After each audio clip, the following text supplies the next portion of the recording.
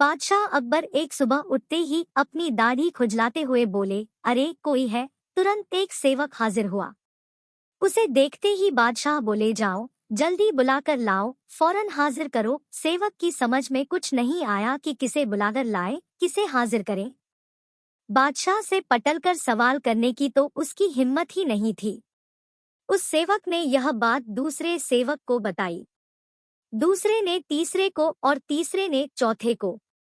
इस तरह सभी सेवक इस बात को जान गए और सभी उलझन में पड़ गए कि किसे बुलाकर लाए, किसे हाजिर करें। बीरबल सुबह घूमने निकले थे। उन्होंने बादशाह के निजी सेवकों को भागदौड़ करते देखा तो समझ गए कि जरूर बादशाह ने कोई अनोखा काम बता दिया होगा जो इनकी समझ से बाहर है। उन्होंने एक सेवक को बुलाकर पूछा, क्या बात है? यह भागदौड़ किस लिए हो रही है?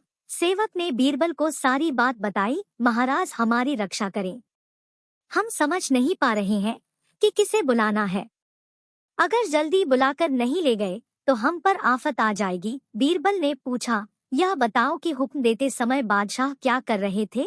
बादशाह के निजी सेवक जिसे हुक्म मिला था उसे बीरबल के सामने हाजिर किया तो उसने बताया, जिस समय मुझे तलब किया उस समय तो बिस्तर पर बैठे अपनी दाढ़ी खुजला रहे थे। बीरबल तुरंत सारी बात समझ गए और उनके होठों पर मुस्कान उभर आई।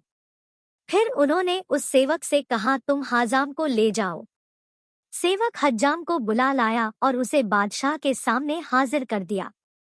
बादशाह सोचने लगे, मैंने इससे यह तो बताया ही नहीं था कि किसे बुलाकर लाना है, फिर यह हज्जाम को लेकर कैसे हाजिर हो गया? बादशाह ने सेवक से पूछा, सच बताओ, हज्जाम को तुम अपने मन से ले आए हो या किसी ने उसे ले आने का सुझाव दिया था? सेवक घबरा गया, लेकिन बताए बिना भी तो छुटकारा नहीं था। बोला, बीरबल ने सुझाव दिया था जहांपनाह। बादशाह बीरबल की बुद्धि पर खुश हो गया।